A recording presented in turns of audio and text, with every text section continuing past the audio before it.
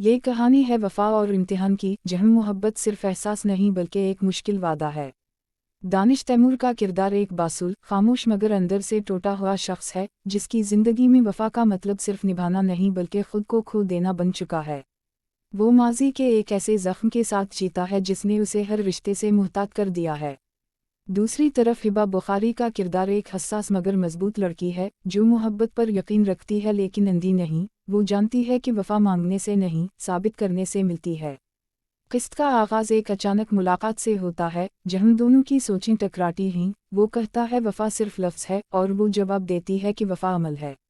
वक्त के साथ इनके दरमियान एक उनकही कशिश जन्म लेती है, मगर साथ ही हालात ऐसी आजमाइशें खड़ी कर देते हैं जहाँ एतमाद डगमगाने लगता है।